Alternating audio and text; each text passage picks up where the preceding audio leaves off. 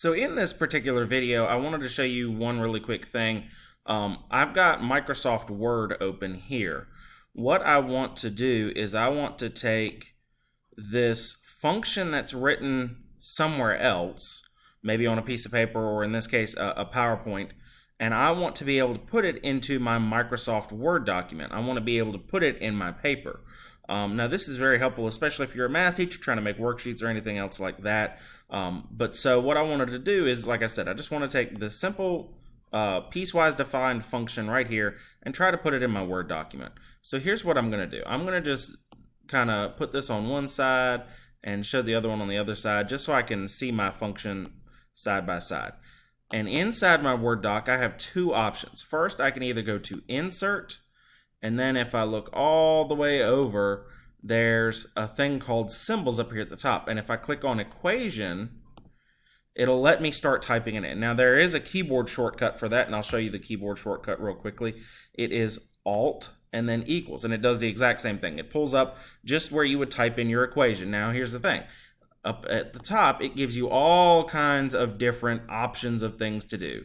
For instance, you could type things into Unicode or LaTeX. Both of these are very, very helpful. But for the most part, those are very math-specific things, and that's not what the average everyday layperson needs.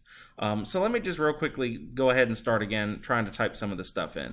So first and foremost, I want to start off with that f of x. So f parentheses x parentheses, and then I hit equals. And if you notice, my equation kind of shifts around as I type it.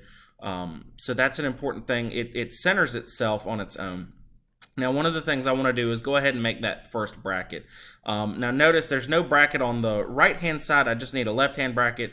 All of these at the top are double-sided. There's left and right side. As you look down, you get to some of the single brackets. Well, I just want this one curly brace over here on the left, so I do it.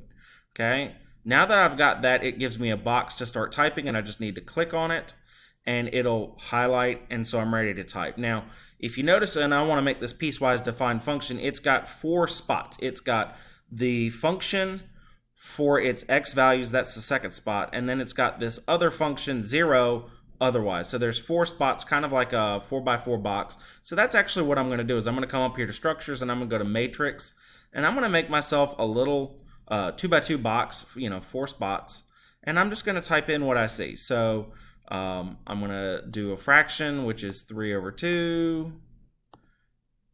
and watch as it kind of shrinks itself and does its own thing. I'm going to make myself a set of parentheses.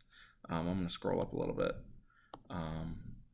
We'll type in 1 minus, and I can literally just type in x with the caret, and it's not going to do that. So what I need to remember to do is do the script, and it's right there. So make sure you're careful as to what you're typing. So x squared, and over on the other side, I'm going to type in 0, and if I type in less than and then hit equals, it changes itself.